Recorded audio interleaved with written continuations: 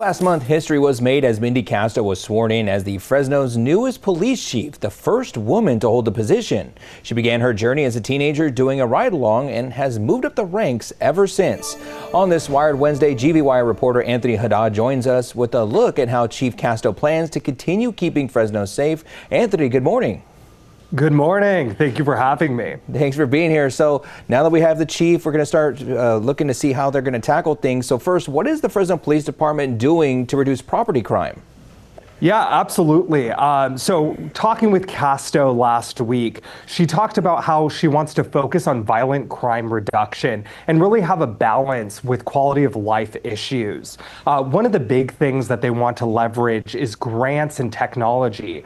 Currently, the Fresno Police Department has 2 teams of about 26 individuals. Their full-time job is working on property crime, especially with auto theft. And we can see that these types of things are working. In 2024, they were able to reduce burglary about 21.2% in commercial burglary and about 11.9% in residential. And so they're really focusing on our quality of life as well.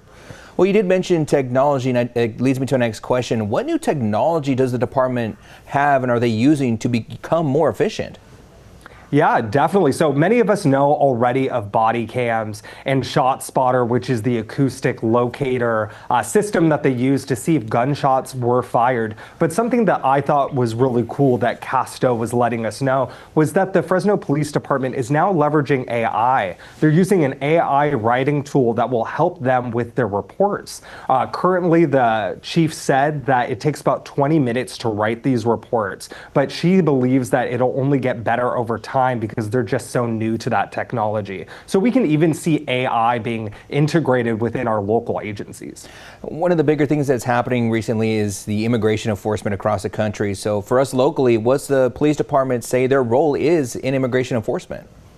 Yeah, definitely. And this is a hot button issue, like you were saying, especially federally. But the chief assured us that their department is aligned with SB 54, the California Values Act, which limits our local law enforcement with their interactions with ICE.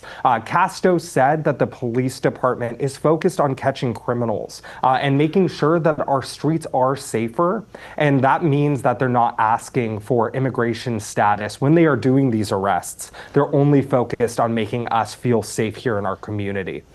One of the bigger things that a lot of people like to ask about is accountability and transparency for bigger departments. So after the Balderrama scandal, what does that accountability and transparency look like for the Fresno Police Department?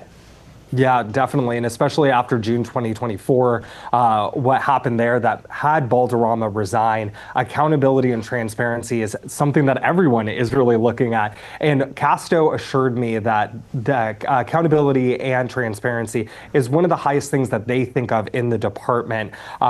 She talked about the things that the police department already has intact, their policies of random body cam checks, as well as being able to model what positive and good behavior is in their leadership. She also talked about transparency and how it's like threading a needle. It is tough because sometimes especially when it's a high enough case within the department, there's 2 sets of investigations, one criminal and one administrative. And so if they were able to give that information to the public too early, that could be detrimental to the case itself, as well as the officer's due process. But again, Casto did assure me when I was talking with her last week that transparency is something that she is focused on and wants to continue with the public. And we'll look to see how that looks going down the road. Anthony Haddad from GVWire.com. Thank you so much for joining us on this Wired Wednesday. Great day. We'll be right back.